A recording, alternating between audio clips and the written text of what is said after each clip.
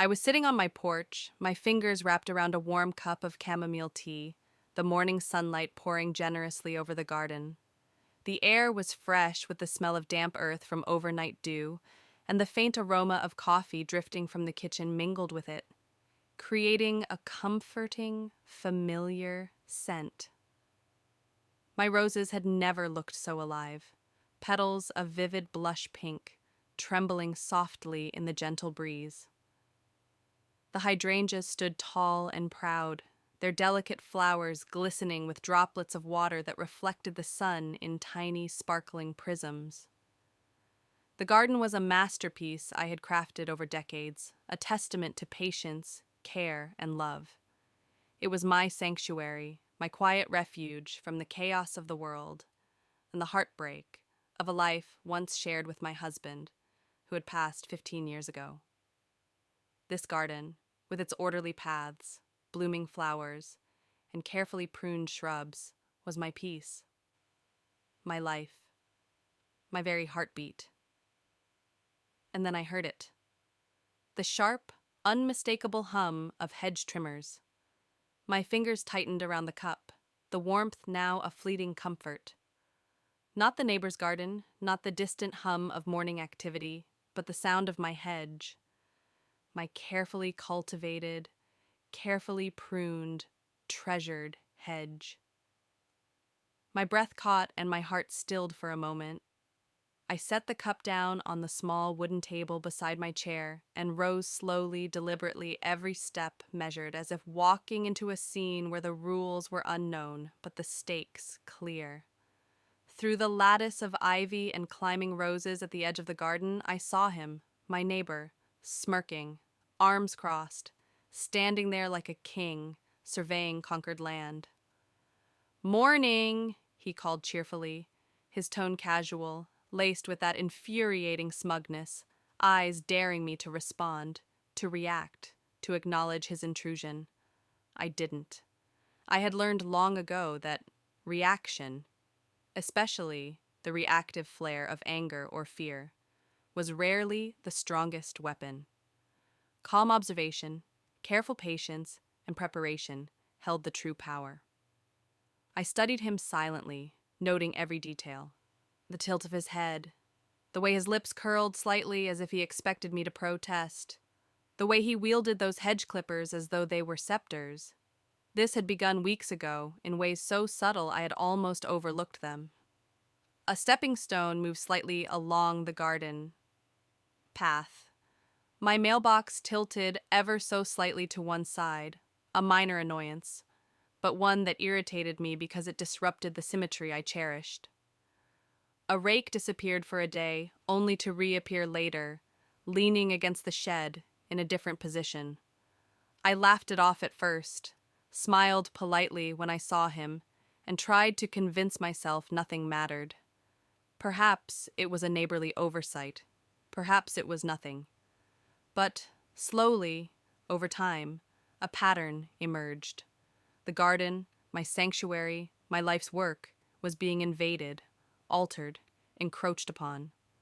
The daily rituals I had cherished, the careful pruning of rose bushes, the laying of mulch, the tender watering of each plant in the exact order I had established, were no longer mine alone.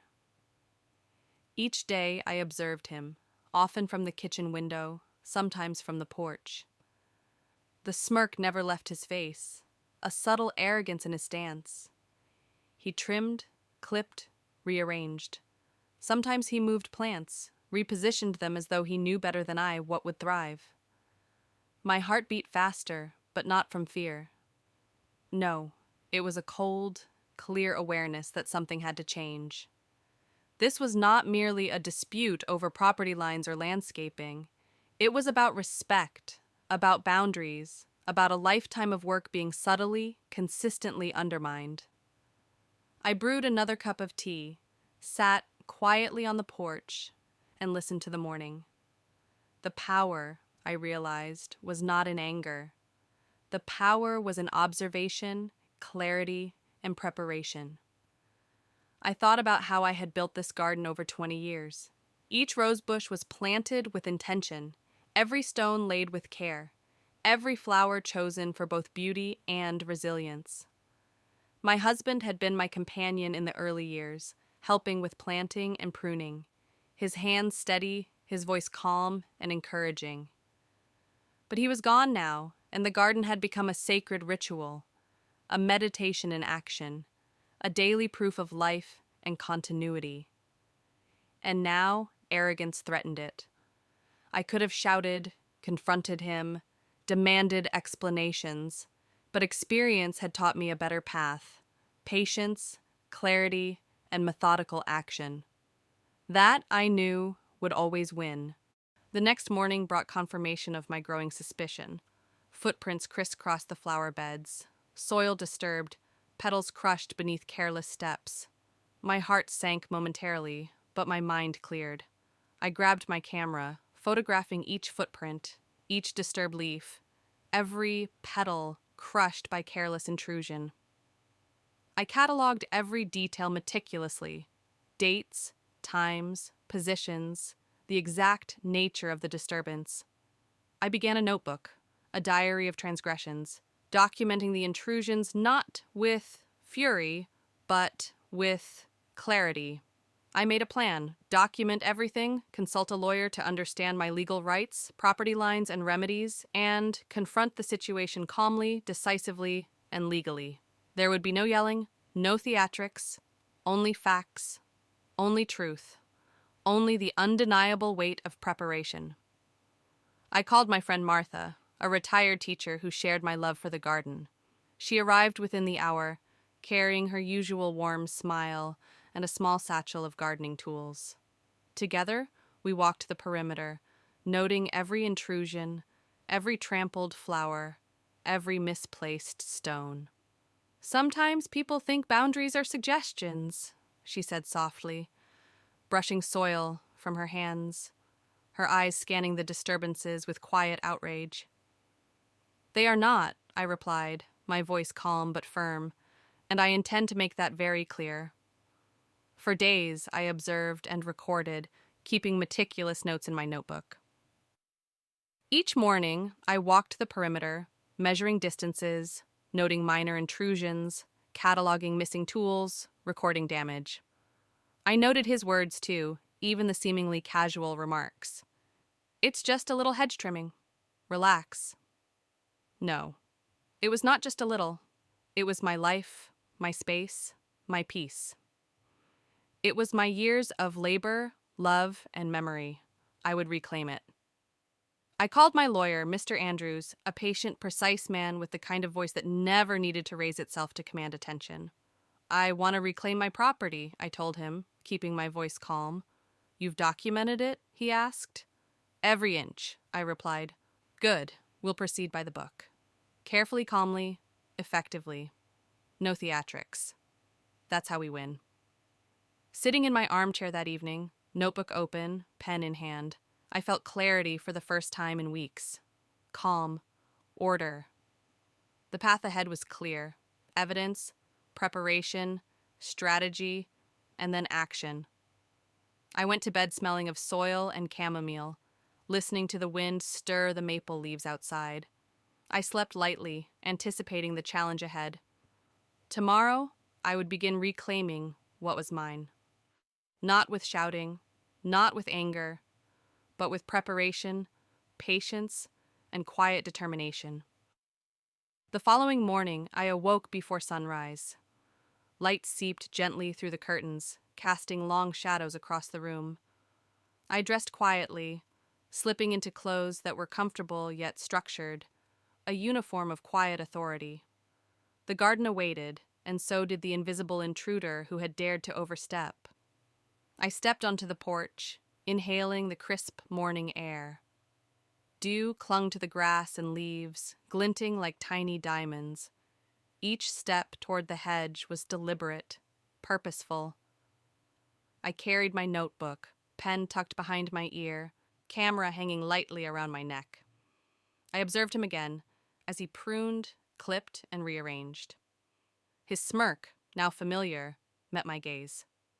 I didn't respond, only took notes. The sun rose higher, warming my back, illuminating the garden in gold. Every flower, every stone, every leaf seemed sharper, more vivid, more alive in contrast to the intrusion. I photographed the damage anew, every detail catalogued with care.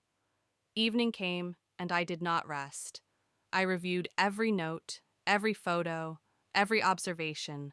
I mapped the intrusions, correlated them with timestamps, and began outlining my strategy.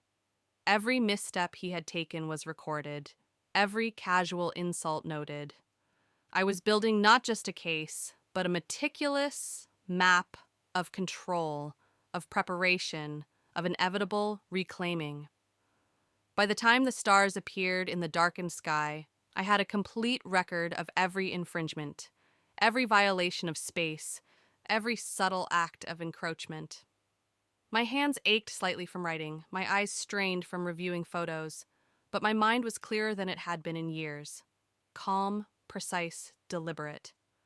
Every decision was backed by evidence, every action grounded in patience. I had become the observer, the strategist, the calm eye of a storm I would soon command. Sitting once more on the porch, I let the quiet wash over me.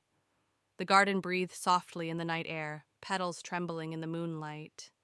I sipped chamomile tea and reflected on decades of life, on the years invested in this sanctuary, and I understood something profound. Preparation, clarity, and patience were more powerful than any shout, any confrontation, any act of immediate retribution, and I would use them all.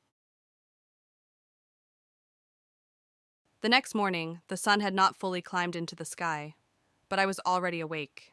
The air was crisp, carrying the faint scent of wet earth and the distant hum of city life just beginning.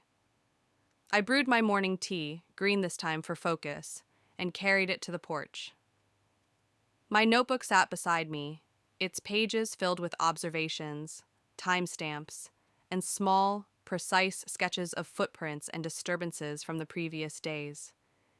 Each note was a reminder: my garden, my house, my rules. The serenity of the morning was deceptive, as if the world knew a storm of precision was quietly brewing. I walked along the garden paths, barefoot, letting the damp grass press against my skin. Every leaf, every petal, every stone was an affirmation of years of careful tending. My hand brushed against the smooth bark of the Japanese maple near the center of the garden, the red leaves trembling slightly in the wind. This was my territory. Not just a garden, but a map of my life. A reflection of every decade I had spent building stability, nurturing growth, and creating order. I paused to photograph a small cluster of violets near the hedge. They were untouched, perfect, fragile in their quiet beauty. The contrast between what was safe and what had been invaded sharpened my awareness. He appeared again, that neighbor, that trespasser, at the far edge of the property. The hedge clippers hung loosely in his hands, the smirk never leaving his face. He had become predictable in his arrogance, and I was beginning to see it as an advantage. I observed silently, noting the angles of his movements, the precise points where he overstepped, the way he arranged the clippings as if to mark territory. My pen moved quickly in the notebook, capturing measurements, angles, and patterns. It was a ritual now, every day, a reconnaissance mission, every detail recorded. By mid-morning, I was ready for action. I called Martha, who arrived promptly, carrying her tote of gardening gloves and her signature calm demeanor. "Good morning," she said softly, smiling as she looked over the paths and hedges. I nodded, not needing words. We walked together, discussing the exact spots where intrusions had occurred, comparing notes. I showed her my photos, pointing out disturbed soil, bent petals, and footprints. She nodded in quiet agreement. "You have patience," she said, "but patience is power when wielded correctly. He will underestimate it, and that's where you win."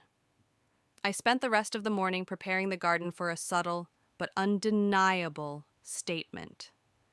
Small stakes were placed along the edges of flower beds, carefully measured and aligned.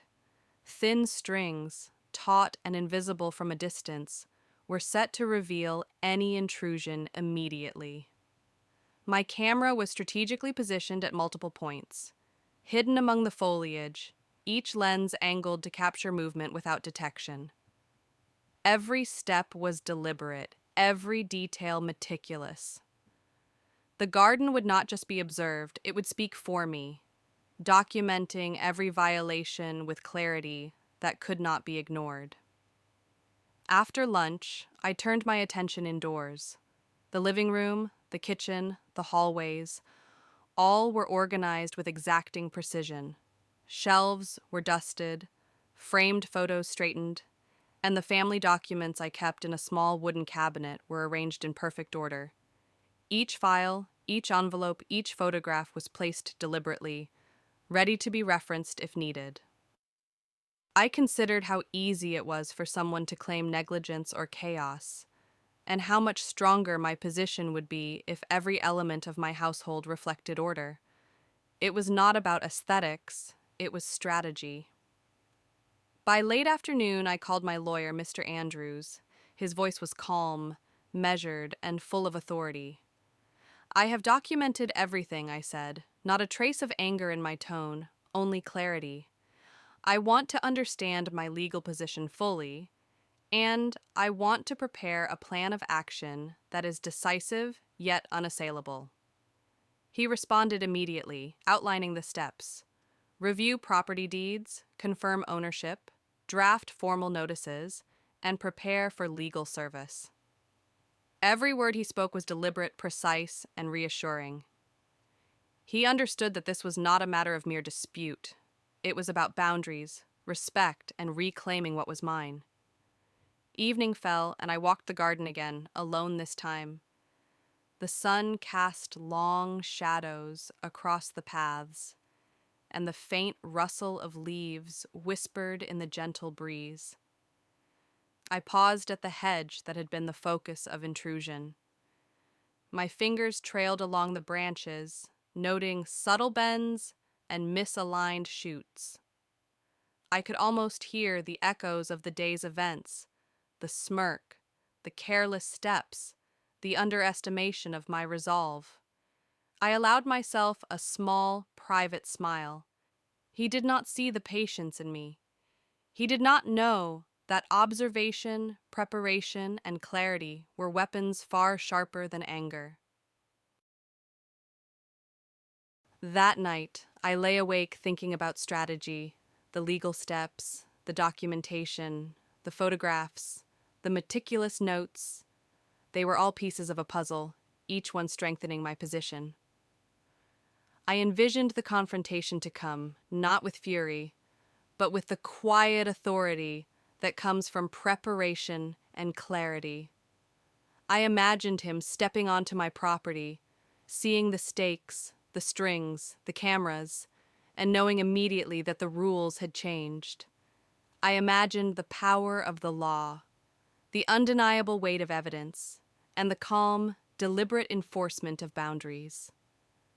The thought brought a steady calm over me, a satisfaction deeper than any victory that could come from shouting or confrontation. The following morning, the world outside was bright and clear.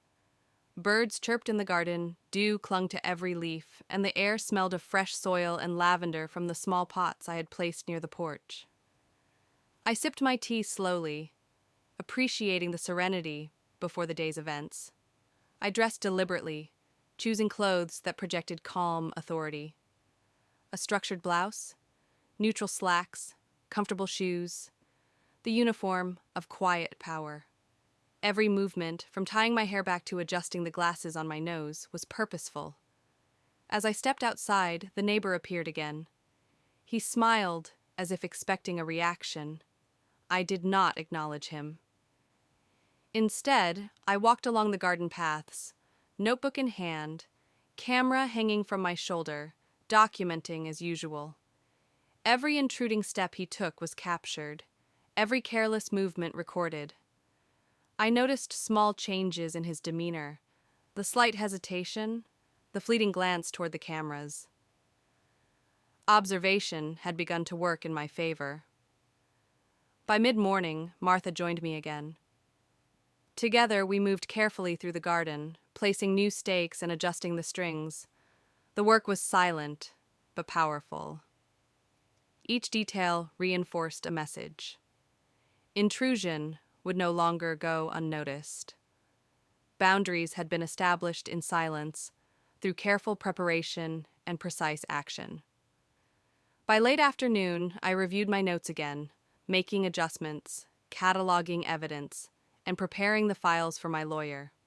I realized that power had shifted quietly but irrevocably. It was no longer a battle of volume or aggression. It was a battle of preparation, clarity, and evidence. And I held all three in abundance. Evening came, and the garden was bathed in golden light. I walked slowly along the paths, feeling the grass under my bare feet, touching each flower with care. The roses, the violets, the hydrangeas, they seemed to stand taller, prouder, in the knowledge that their protector was vigilant and resolute. I poured another cup of tea, sitting on the porch, watching as shadows lengthened and the day closed around me. I felt a calm, deep satisfaction. The storm had not yet arrived, but I knew the preparation was complete. I had patience, clarity, evidence, and resolve. And tomorrow, when action was required, I would be ready. The next morning dawned quietly, almost deceptively so, as if the world itself had paused in anticipation. I rose early, earlier than usual, and dressed in the same deliberate manner I had begun to adopt.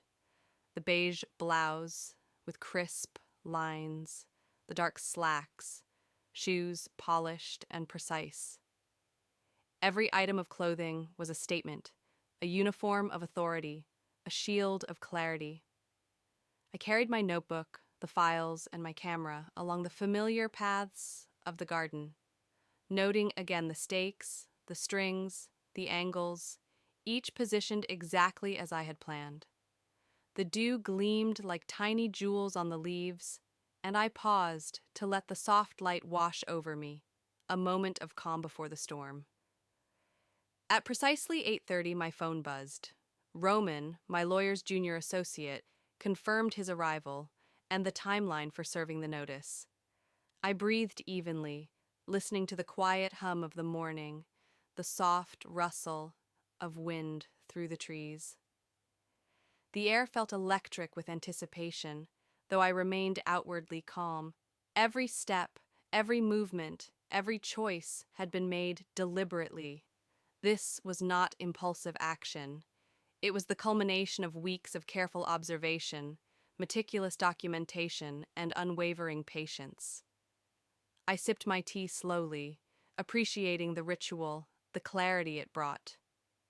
By 9, Roman arrived in a crisp suit, briefcase in hand, professionalism etched into every line of his posture. He gave a small nod, and I returned it with a quiet smile, acknowledging the gravity of the moment. We walked together to the front gate, my heart steady, my mind clear. He carried the papers, the notice of termination, and the documentation required to enforce my rights. As we approached the threshold, I felt a rush of clarity. This was my home, my space, my boundaries. Everything beyond this point had to recognize that truth.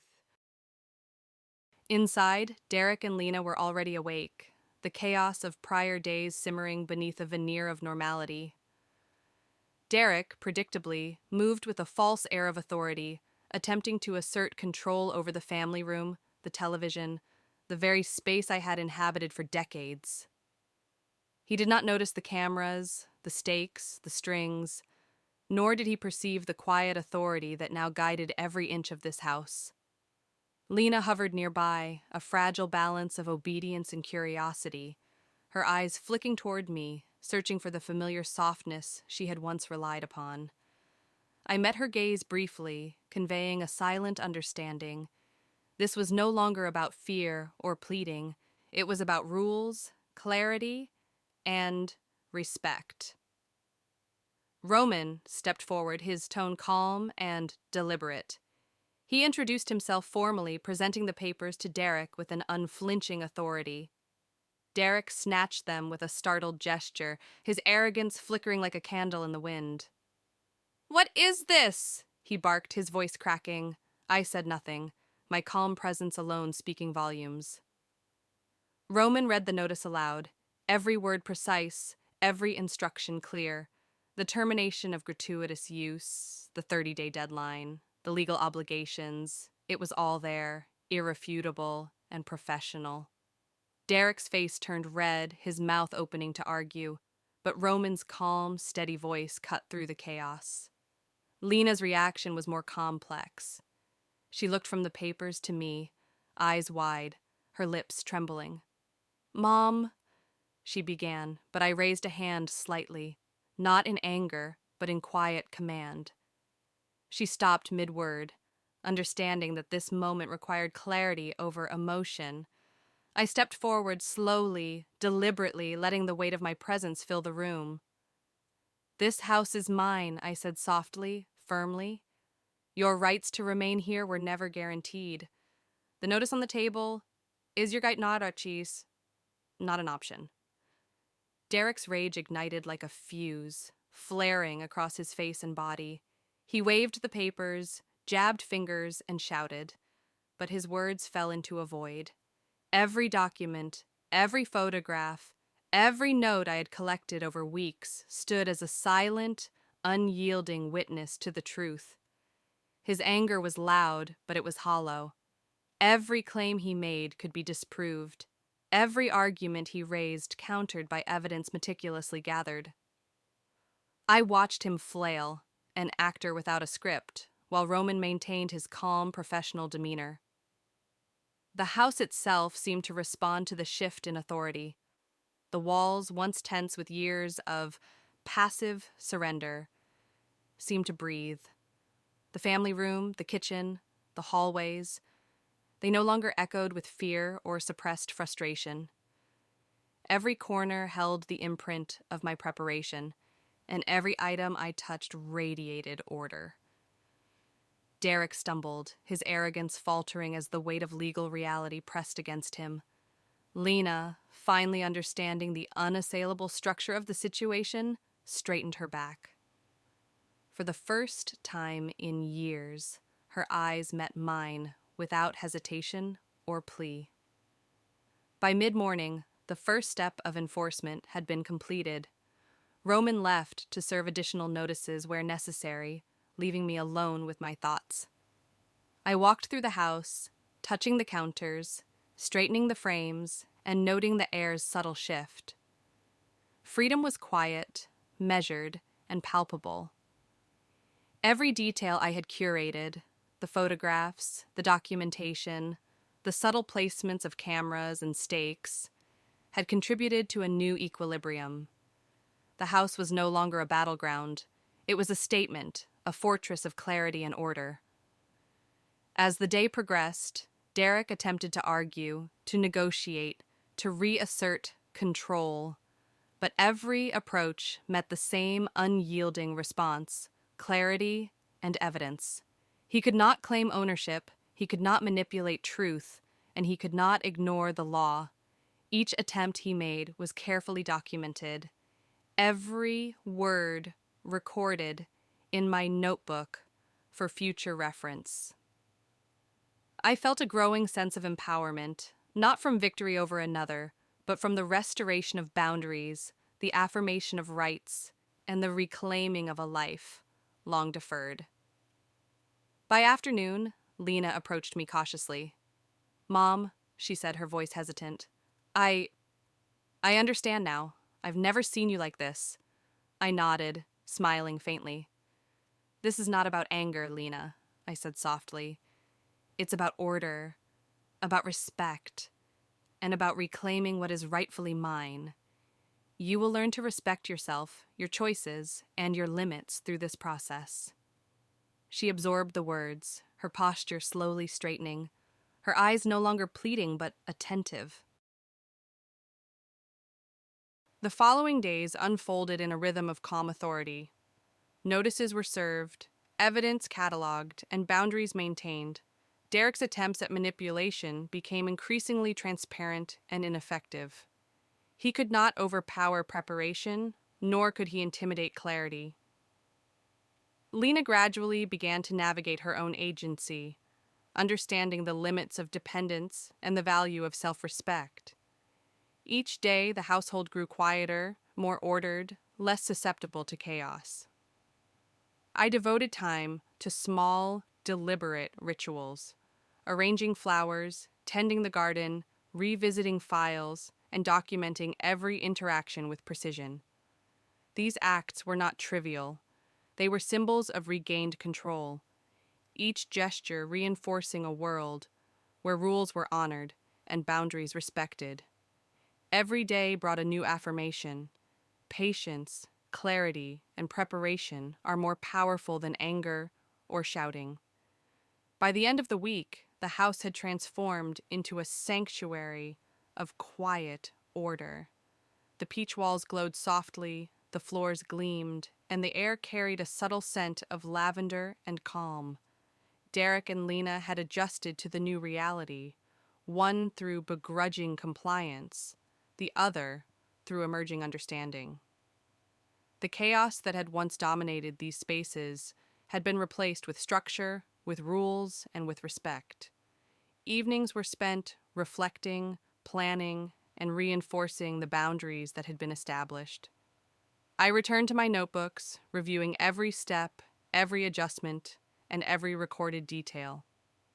Each page affirmed the process, a roadmap of authority regained, a chronicle of respect enforced, and a record of personal empowerment achieved. Finally, the 30-day period concluded. Roman arrived, formally documenting compliance and closure. Derek had vacated, leaving the property orderly, but the lessons were embedded, irreversible in their quiet clarity. Lena had gained agency, understanding that respect and boundaries are the foundation of family and self. I walked through the home, noting every detail, the alignment of frames, the smell of clean linens, the order of furniture, and felt a deep, unshakable satisfaction. The house was mine, not just in legal terms, but in spirit. Every space reflected the restored authority. Every corner spoke of preparation and clarity. The quiet was no longer fearful, but golden, the air filled with calm and purpose. I sat in my green velvet armchair, now a symbol not of retreat, but of mastery. The remote control lay beside me, ordinary and powerless. I turned on music, softly, exactly at the volume I desired. Silence and sound, order and preparation, they were mine to command. As the sun set, I walked to the porch, notebook in hand, documenting the final steps and reflections. I wrote of patience, of observation, of boundaries, and the immense power found in preparation over impulse. I recorded lessons not only for myself, but for anyone who might one day feel their authority challenged, their rights ignored, or their boundaries violated. Each word carried the weight of experience, clarity, and empowerment. By nightfall, the house was quiet, the garden serene, and the household orderly. I lay down in bed, feeling the calm, the restored authority, the unassailable clarity that had been hard won. The documents rested on the desk, the keys on the nightstand, and the notebook closed. Everything was in place, everything accounted for. The family room, the kitchen, the garden. They were no longer stages for chaos or manipulation. They were a testament to patience, preparation, and personal power. I closed my eyes, finally letting the day and the process settle. The house breathed steadily around me, a silent witness to restored order. My life, my rules, my boundaries. They were intact, unbroken, and fully mine. For the first time in years, I slept, knowing that silence, clarity, and preparation had won where anger and pleading would have failed. And in that stillness, I realized ownership is not just about keys, deeds, or walls. It is about the right to choose the sound of music, the volume of life, the rhythm of your own existence. And tonight, as I drifted into sleep, I owned it completely.